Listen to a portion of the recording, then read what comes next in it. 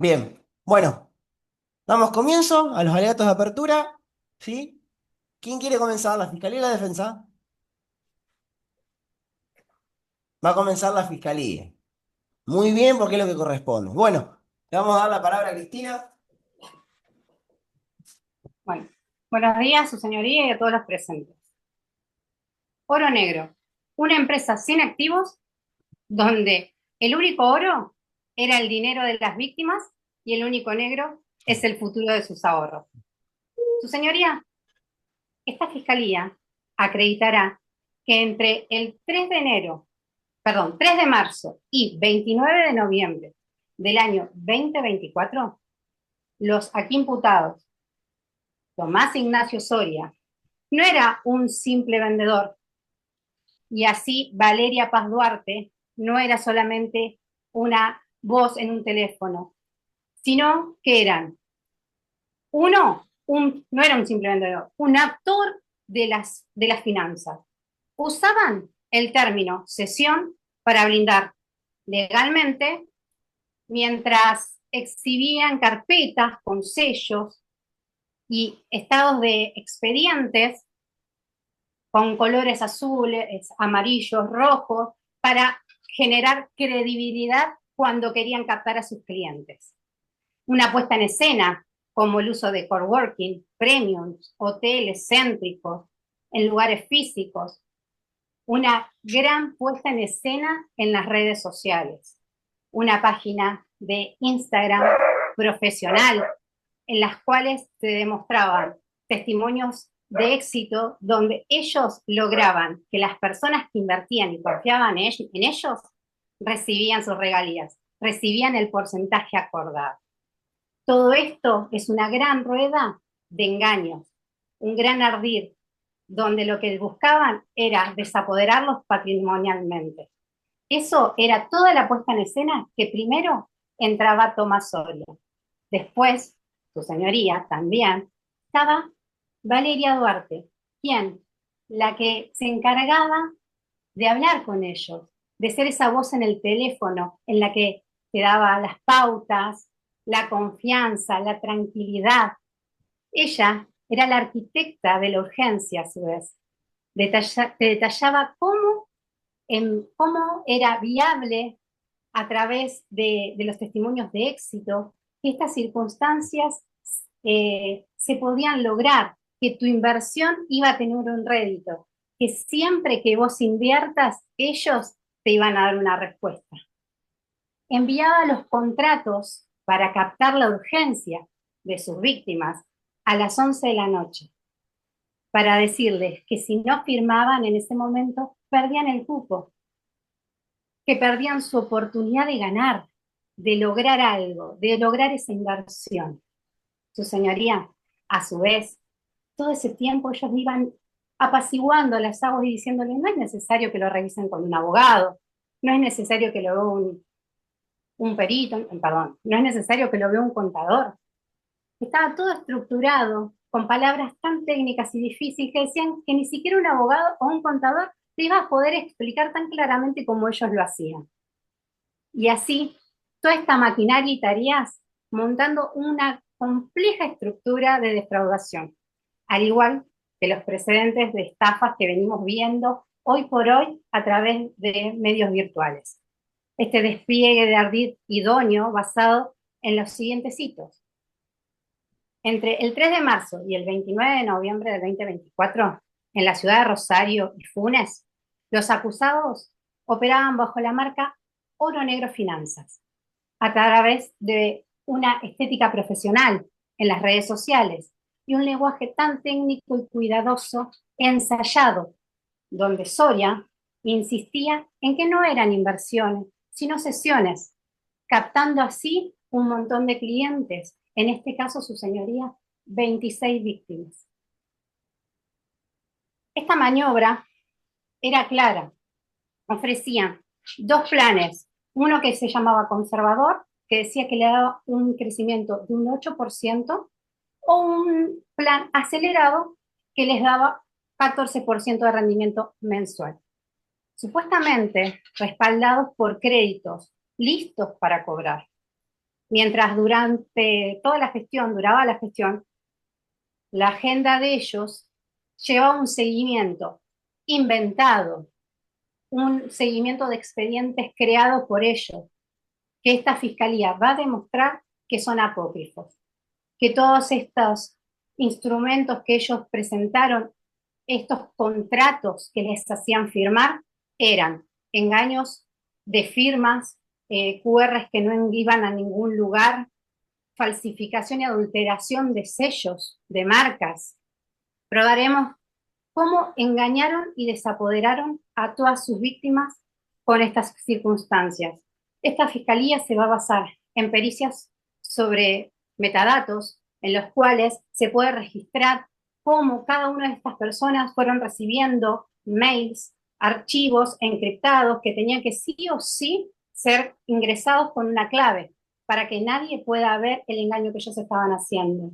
Les tenían que mandar links, los cuales expiraban a los 3 días aproximadamente, todo para ellos tratar de ir borrando los datos o borrando este caminito. Pero su señoría, en Internet todo se encuentra. Las pericias forenses son muy útiles y esta fiscalía va a demostrar a través de estas pericias cómo se pudieron encontrar cada uno de estos archivos. Además, así, el flujo de fondos, las capturas de pantallas de transferencia a diversas cuentas de distintos nombres. Nunca había un nombre de empresa, todos eran nombres de personas particulares. A su vez, su señoría, esta fiscalía va a demostrar todo el ardid y engaño que estas pobres personas recibieron a través de los 26 testimonios de cada una de ellas, que van a contar su experiencia, su vivencia y cuánto han perdido. Su señoría, estas personas no solamente engañaron, no solamente defraudaron, se hicieron prácticamente acreedores de un monto de 10.600.000 pesos, 6.000 dólares y 3.500 criptomonedas, dólares de criptomonedas. Esta representación constituye el delito del artículo 172, su señoría, en concurso real, una estafa reiterada. A su vez, ambos, en carácter del artículo 45, como autores penalmente responsables. Su señoría, esta fiscalía solicita que se le dé una pena ejemplar y de cumplimiento efectivo por el rol reiterado de estafas que han cometido y por la cantidad de personas que han defraudado. Muchas gracias. Uf, no quiero adelantar opinión, pero ¿viste cómo sale el chipá? ¡Chipacito! Bueno, salió así, ¿eh? Calentito, recién horneado. Vamos, Cobar, a ver cómo la remonta. Cobar tuyo. Su señoría, buenas tardes. Mi nombre es Cintia Escobar, eh, abogada inscripta en el Colegio de Abogados de Morón, tomo 16, folio 748.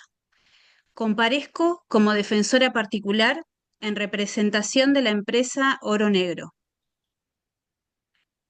En esta audiencia analizaremos una operativa que comenzó en marzo de 2024 y con el tiempo terminó colapsando. La cuestión central no será si el proyecto fracasó.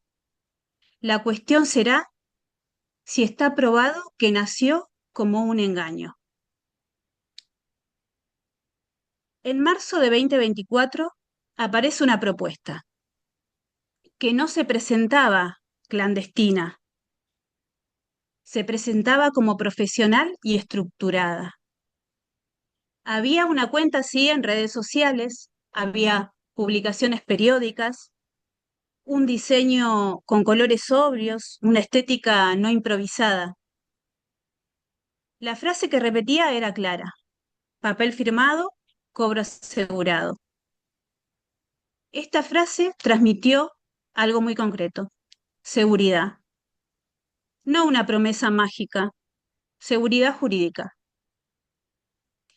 Las personas interesadas escribían por mensaje privado, recibían una respuesta, se coordinaban reuniones y esas reuniones no se hacían en lugares ocultos. Se hacían en un coworking en el microcentro, con recepción y reservado por horas.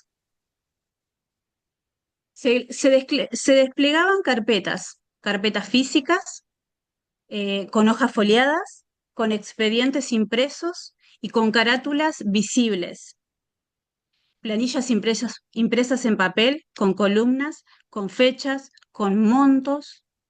Los expedientes estaban marcados con colores y cada color tenía una explicación. Se explicaba el mecanismo: cesión de derechos litigiosos, descuento sobre montos proyectado, retorno pactado. Se respondían preguntas, se hablaba de plazos, se hablaba de tasas. Luego se imprimía el contrato, se leía y se firmaba. Se entregaba copia y después de eso, señor juez, no había un silencio. Venían los pagos, transferencias bancarias verificables, comprobantes enviados por mensajes y confirmaciones de acreditaciones. Marta invierte en marzo. Semanas después recibe dinero. Sergio firma en abril. En junio ya recibe los primeros pagos parciales. Carolina opera en cripto, luego recibe retorno en pesos. Eso genera algo fundamental, que es la confianza. La confianza genera recomendación y la recomendación genera crecimiento. El crecimiento genera volumen y este volumen exigía organización. Esa es la escena que tendrá que tener presente cuando analice el inicio. Una operatoria que al menos durante meses funcionó. ¿Funcionó por qué? Funcionó porque hubo flujo, funcionó porque hubo pagos, funcionó porque hubo continuidad. Esa es la primera escena. Luego, algo empieza a cambiar, no de golpe, no con un quiebre abrupto. Las primeras demoras aparecen como excepciones. Un pago de atraso de días, una explicación administrativa, un mensaje que dice se está regularizando. Al principio nadie habla de crisis. Se habla de reprogramación, se habla de ajustes operatorios.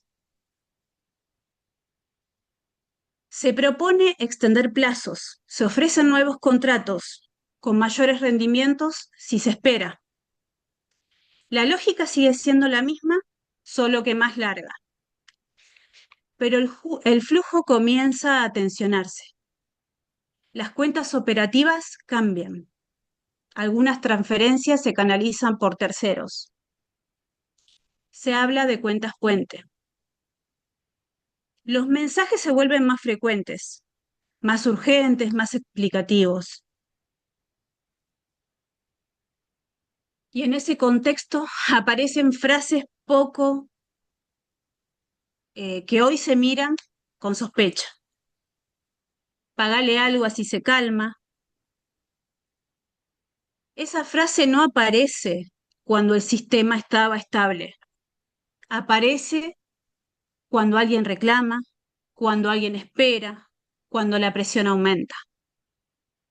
No uses la palabra inversión. Esa frase aparece cuando el lenguaje empieza a volverse sensible. Esto es una rueda, quise decir red. Esa corrección no se produce en marzo, señor juez, se produce cuando el sistema ya estaba en tensión. Es importante ubicar esas frases en el tiempo, no en el inicio, en la crisis. Las reprogramaciones se acumulan, las explicaciones se repiten, la confianza empieza a erosionarse. Y cuando la confianza se erosiona, todo sistema financiero se vuelve frágil. Aquí es donde la acusación propone un salto. Dice, en esta crisis hubo improvisación, entonces desde el inicio hubo un engaño. Pero improvisación en crisis no es prueba automática de dolo organizado.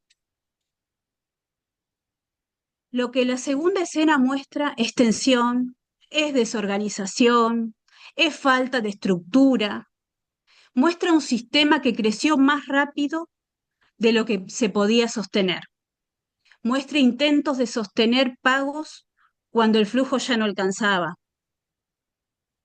Y finalmente, el sistema colapsó.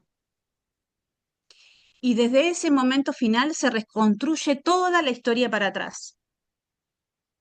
Pero el análisis no puede comenzar en el colapso. Debe comenzar en el inicio. Hasta aquí tenemos dos escenas. Una de funcionamiento, otra de tensión y colapso. Pero este análisis no se agota en esas dos escenas. Exige determinar qué estaba ocurriendo en la mente de quienes intervinieron en el momento que firmaron los primeros contratos. Estamos hablando de marzo de 2024. La responsabilidad penal exige probar conocimiento y voluntad. No basta con demostrar que el resultado fue negativo. No basta con demostrar que hubo desorganización. No basta demostrar que el sistema terminó mal. Debe probarse que cuando se produjo la disposición patrimonial, ya existía la decisión de engañar. Ese es el punto decisivo. No octubre, no en el momento de colapso, marzo. Y durante el juicio advertirán algo fundamental.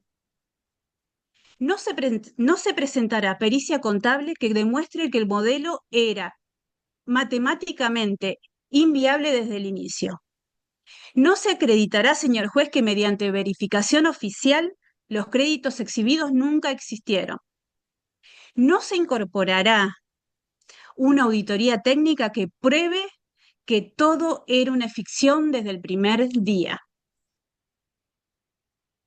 Lo que verán son indicios, fragmentos de conversaciones, cambios de cuenta, improvisación ante la crisis. Pero los indicios deben conducir a la certeza, no a la sospecha. Y si del análisis integral surge que existe una explicación altamente razonable, una explicación compatible con desorganización, con crecimiento descontrolado, con falta de estructura, entonces el estándar penal impide condenar. Porque el derecho penal no sanciona la mala administración, sanciona el engaño probado con claridad. Aquí deberán preguntarse algo concreto. ¿Está demostrado que en marzo el sistema era una simulación vacía? ¿O lo que se demuestra es que el sistema funcionó mientras tuvo flujo y colapsó luego cuando dejó de tenerlo? Si la segunda hipótesis permanece posible, la certeza exigida no alcanza. Y sin certeza sobre el dolo inicial no puede haber condena. Ese es el eje técnico de este juicio. Señor juez, después de escuchar la prueba, después de ver contratos, de ver transferencias, mensajes, reprogramaciones, deberá tomar una decisión. No una decisión basada en el resultado final. una decisión jurídica. Y esa decisión se reserva a una pregunta. ¿Qué estaba ocurriendo en marzo? ¿Que todo fue una simulación deliberada? ¿Que las reuniones en el coworking eran una prueba, eran una puesta en escena? ¿Que las carpetas eran decorativas, eran una decoración? ¿Que los contratos eran una ficción? ¿Que los primeros pagos eran parte de todo un plan diseñado para engañar?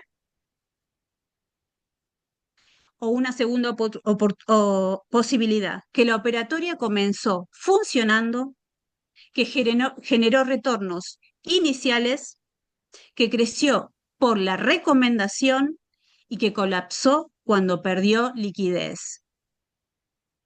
Si después de analizar toda la prueba, la segunda explicación aparece posible, la certeza exigida no alcanza.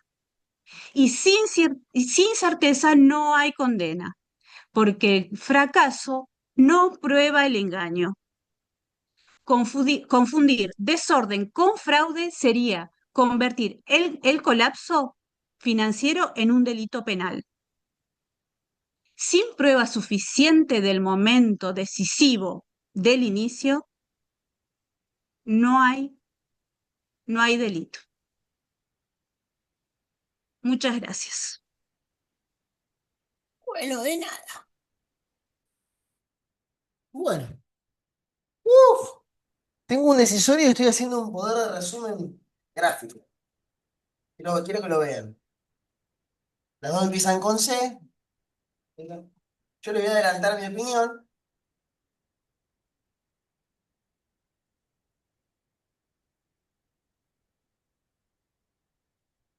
Este fue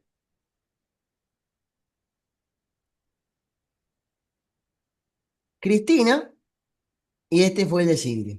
Este fue el electrocardiograma. Cómo arrancó cada uno. Ahora voy a explicar después. Anoté varias cosas. Fue muy interesante. Esto fue muy interesante. Para aclarar varios contrastes.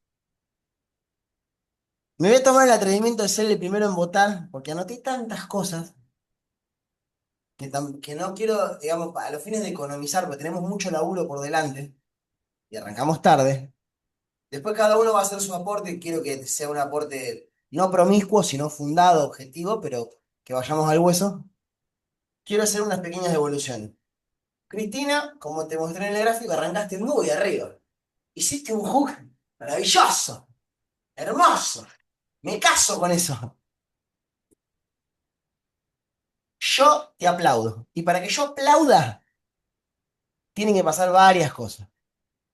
Los que me conocen saben que yo no aplaudo y no pongo 10, porque no lo pongo. Cristina, hoy te pongo un 10 en el arranque. Muy convincente, cerré por un momento los ojos y me fui a otro lado y compré. Compré el relato, compré el argumento, tuviste un desarrollo pausado, paulatino, escalonado y sostenido, como una acción, o sea, así. Tac, en subida era tac, tac, frenabas, subías. Era como que ibas escalando de a paso. Tac, tac, y siempre arriba. Norma, prueba, dolo, plan, plan, plan. Turnaste bien el argumento y coronaste en la cima con 7 minutos en la exposición. Bien, sólida, objetiva, audaz. Propugnaste a la risa. Estuviste suelta. Fuiste dinámica. Contrastaste con los gestos y la exposición oral. O sea, bien. Ya análisis integral, conjetural, que tengo varios argumentos encima, varios alegatos puestos encima, y fui a ver otras tantas audiencias, bien. O sea, análisis general, sacando algunos desperfectos que después te malentonaste y como que le diste el skate, le diste así, pero le diste ala y te subiste arriba a las rueditas y le diste, y bueno. Hubo un pequeño tropezón, te pongo 9. Pero está espectacular, clarísimo todo. Sin leer, me quedó claro. Veremos tus compañeros ahora. Cintia, la cara contraria del contraste de Chris. Arrancaste muy abajo, muy perdida. Hubo un quiebre acá, ahí al arrancar. Perdidísima, mareada, presentándote cuando ya se conocen. Eh, los primeros segundos, que es la captación de atención, yo ya me aburrí. Porque empezó todo el formalismo y mi atención se empezó a dispersar. Tiraste, digamos, o comenzaste a hacer tu teoría de caso y tu título bastante minutos más adelante. A mí me empezó a quedar claro, como al minuto 4 o 5, como que cualquier empresa tiene momentos malos y que esos momentos malos no significan estafa. Pero me quedó claro 4 o 5 minutos después. Los 4 primeros minutos sentí un hueco de no saber qué estaba escuchando, que yo me mareé, me fui para otro lado. Después entendí tu relato que la gente, como al no soportar la presión de una inversión, de un riesgo, cuando está todo bien en alza, todo bien. Cuando está todo en baja, nos quejamos. O sea, me quedaron cosas, pero no me cerró. Tiraste muy bien el final, por eso hice esta curva. Arrancaste horrible, la piloteaste, subiste con el emporio de, pero estoy enojada, porque el doble hay que demostrarlo, como que tomaste altura, confianza y elevaste el relato, me quedó súper claro, y después lo cerraste ahí, flojito, flojito. Por eso esta curva. ¿Mm?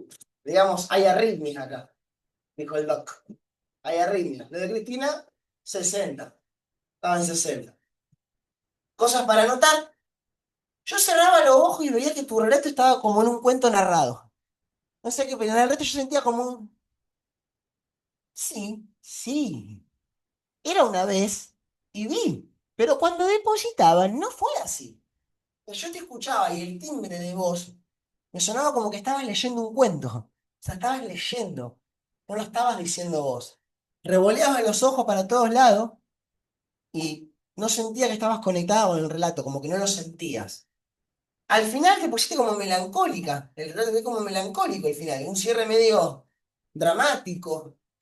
Como que estabas, como que te pesaba la actividad. Estado de nerviosismo, veía, faltante como de aire, como de, como que bajabas el tono de voz, lo subías, lo elevabas. Poder de resumen, le faltó seguridad a tu relato, le faltó tenacidad. Por momentos remontaste, pero cuando uno tiene una relación, ¿qué busca? Que el otro no le diga, che, ¿te gustó algo de la cita? Y la verdad que tiene olor a culo, se tiró un pedo. Porque la idea es que no, que diga, no, estaba bien vestido, tenía lindo olor, ¿se entiende? O sea, había flagelos acá, donde si alguien te tiene que agarrar, podemos pinchar. La idea de un relato es que el otro no pueda pinchar, porque si vamos a hacer una defensa o una acusación, la idea es que no nos puedan pinchar de ningún lado. Tu relato tiene varios pinches, ¿sí? No terminaste de hablar de toda la prueba, no me quedó claro toda la evidencia que vas a producir, ni qué vas a pedir. No dijiste, che, se lo absuelvo.